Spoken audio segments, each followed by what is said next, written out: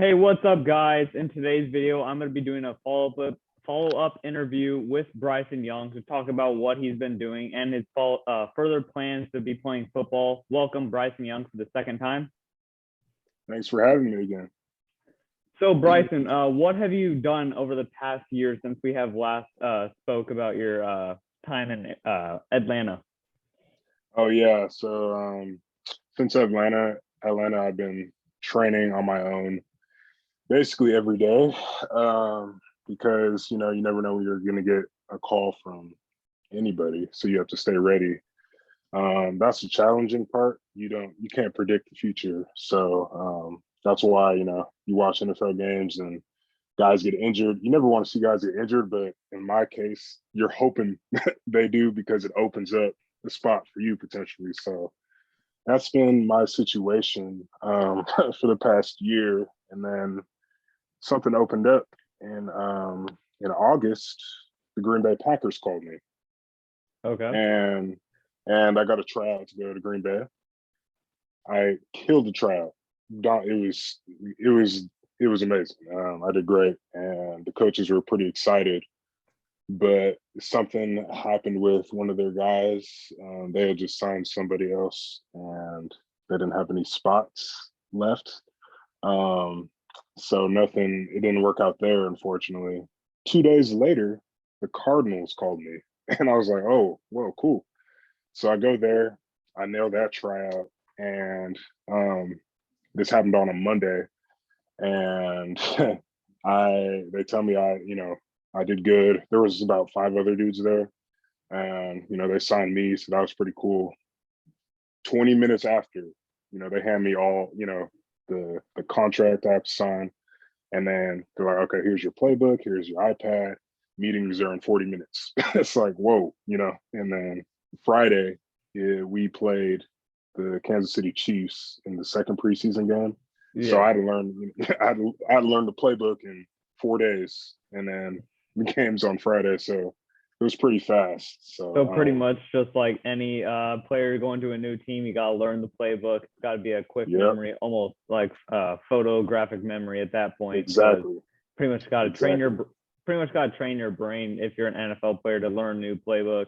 Right. It's like journeyman players, they have to do it like pretty much every year, it feels like. And Yeah. for you, for right now, did you feel like it was easier to learn the Arizona playbook, or was it easier to learn the Falcons playbook? Honestly, both were pretty. It was pretty simple to learn both, because at Oregon I had 3 different defensive coordinators in 4 years. Yeah, I remember that. So I'm used to. It's just like another year for me.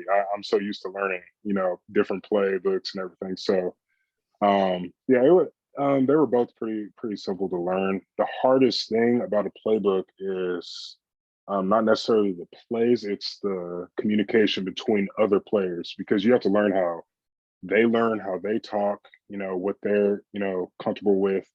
It's really that interaction with the players that's the hardest part, because you don't know them. So that's the most difficult part in learning the playbook. Other than that, it's not too challenging. Yeah, and being at your position with this outside linebacker, edge rusher, you're usually the one giving the signals to the front seven, and if you don't do that, then they are out of position, and that could be a big run or even a big play down the field. Which so you're saying that your time described in Arizona was pretty much like a journeyman, where you're trying to learn a new playbook every week, it feels like, or you just felt like it was something like you were used to because you had always 3 new defensive coordinators at your time in Oregon. Yeah. So what made it hard playing for the Cardinals? Like, what was the most hardest part, you would say, playing for the Cardinals under Cliff Kingsbury? It was hard because that was my first time really playing in a game or anything since the Rose Bowl in January of 2020. So kind of knocking the rust off. It's like, whoa, it doesn't really matter how much you train on your own or anything. It's that football and game experience.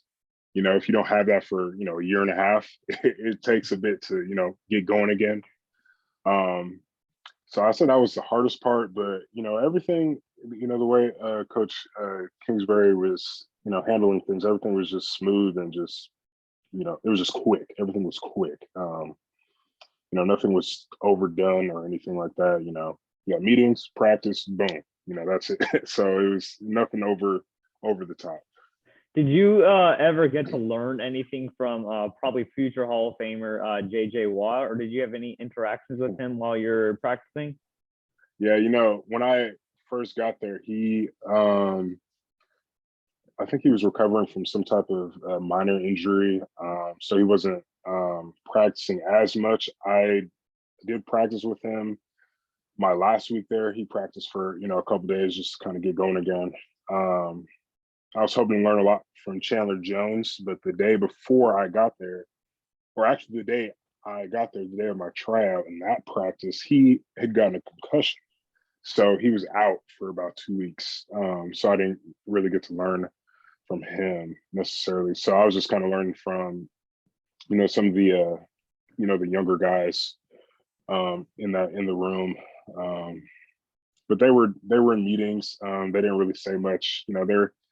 They're veterans, and in preseason they kind of lay back, and if they'll say something to you occasionally, but they're just trying to let the younger guys kind of get a grasp on things on their own. Yeah. Is there a certain like NFL player that you would want to learn from, like a certain pass rusher? It could have been from any team, doesn't have to be from the Cardinals. Would there be one that you would like to learn from one day, hopefully? Yeah, it's crazy because Chandler Jones was my favorite growing up, even when he was on the Patriots, because I was a huge Patriots fan. I remember that. So that was pretty cool that he was there. Obviously, a guy like Von Miller.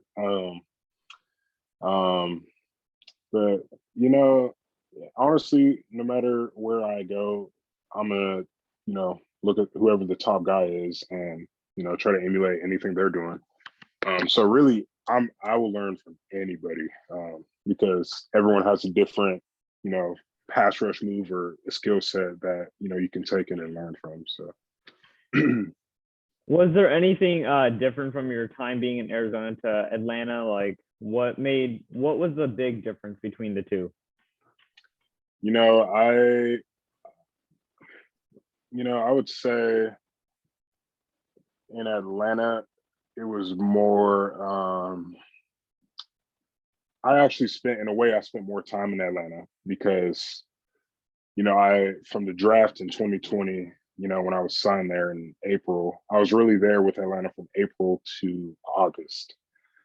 Even though it was primarily on Zoom, I got a chance to actually know, the veterans and, the other rookies. So in a way, I knew them better and they knew me better. So there was a closer, brotherly bond there in a sense. Whereas in Arizona, boom, I'm there. They're already, they've played a preseason game. They've already done, off-season training. They know each other. So I was kind of thrown in. You don't really know them well, Not that they like weren't. That team already has a bond, and you're just trying to mix into it, which is something hard to do. Like a new family, right. like they introduce a new dog and they already have one. It's pretty hard for like that new family member to be introduced. And that's probably the situation that you were in, it feels like, right? Yeah, exactly. But they were, both teams had insane players. Just watching Kyler Murray, it's crazy. You see it on TV and then you see it in person. It's like, wow, he really does this every day in practice, or DeAndre Hopkins, Christian Kirk. It's just, you see all these dudes and it's like, whoa, and they're at times, because there was a lot of injuries in the outside linebacker room. So at times I was going up against the ones, which is crazy. It's like, what, and just the plays that they make, the things that they do on a daily basis is just insane. So, with both of the teams, which one did you actually enjoy playing the most for? I know you probably liked both of them, but which one did you like comparing to the other one? I liked Arizona better because their defense was, I could relate that more closely than I could to defense in Oregon my senior year than Atlanta, because Atlanta, they're more of a heavy 4-3 type defense. So I would have been the defensive end where, my hands in the dirt and I'm primarily rushing all the time. They did drop occasionally, but they have guys like Dante Fowler, so it's just edge rushing. Whereas in Arizona, there's so much coverage. There's really a balance of coverage and rushing. So that's exactly what I was doing at Oregon. So I could adapt to that easier. So it definitely made it easier for me. So I liked it in that sense in terms of comfort. But yeah, they were both great experiences, even though they were short term, great experiences with both. Now that you are looking for another team, what would you say to that new team and why they should sign you? Like, what's the main reason that they should sign you to that new team? Oh man, I just go. I mean, they would see it firsthand. I can learn a playbook in 6 days. I'm ready, and then my skill set. I mean that would show for itself for sure. I just need that opportunity.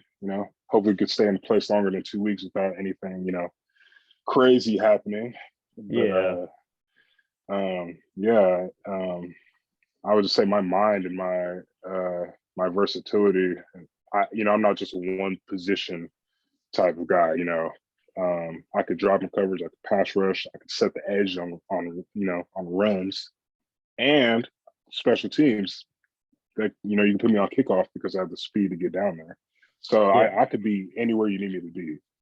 Yeah, because special teams, that could be where you make a name for yourself. A bunch of Hall of Famers, they did start off on special teams. A bunch of great players for franchises did start on special teams. So is there a team that you would want to play for over the others, and why is that? Oh, being in my situation, I'll take any team and make it work. So there really isn't a team I would, pick. But I would love to go back to Arizona. The position coach for the outside linebackers had a pretty great relationship with him in a short amount of time. I spent a lot of time with him going over the plays. So I would love to go back there. Yeah.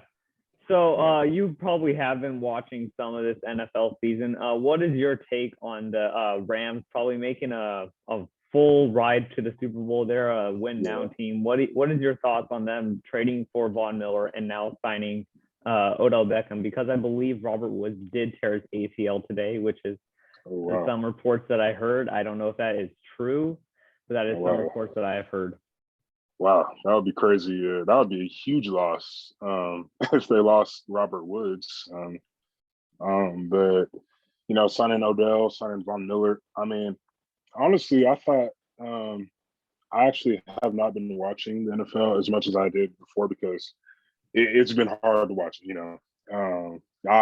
know someone on every NFL team, so it's kind of hard to watch it. Not that I don't support anybody, but Yeah.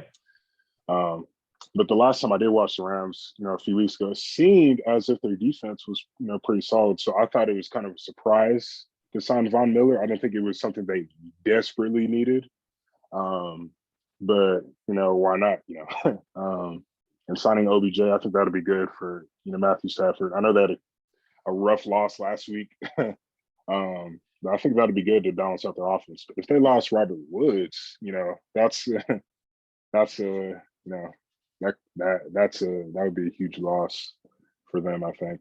But they definitely have a shot to play in their own stadium in the Super Bowl this year for sure. Yeah, and win it just like the Buccaneers did. So what for each award, like Offensive Rookie of the Year and so on, who do you think the front runners are for each of those awards, and why do you think that they can win it in like a short little sentence? Oh man, yeah. If I'm being honest, I have not kept up with that. I have no idea for who's really. It's been a while since I've actually watched any games on the pro level. So I honestly have no idea. All right, so before we do end it, who do you think is going to win the Super Bowl, and why do you think they will? Oh, it's tough. It's so early. It's so early. I mean, Tampa Bay, I mean, it's hard to go against, what Tom Brady's been doing, how consistent they are. It's hard to go against them.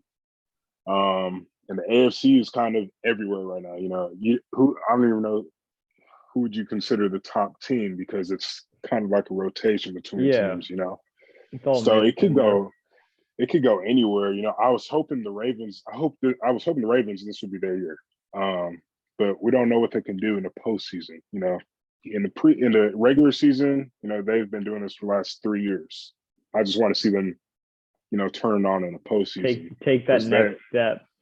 Exactly, because that could be a threat in the postseason. But who knows? And then with Cleveland, I was hoping they'd get redemption from last year, but who knows?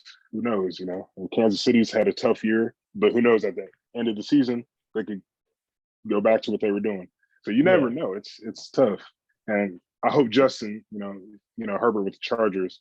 I hope something big goes for them this year and they get there. So who I don't know. It's tough, but I would say Tampa Bay.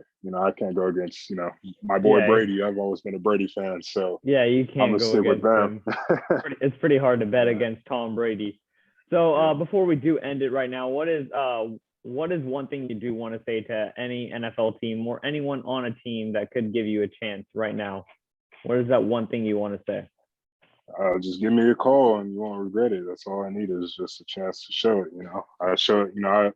Every day I'm training, so I'm just ready. All I need is that the opportunity. So you heard it here, guys. He is ready for an NFL team. If any NFL team is watching this, or maybe people could share it out to any NFL team, it would be great. Give him a chance. He is going to be ready for any NFL team at any point. So until then, I will see you guys later, and peace out.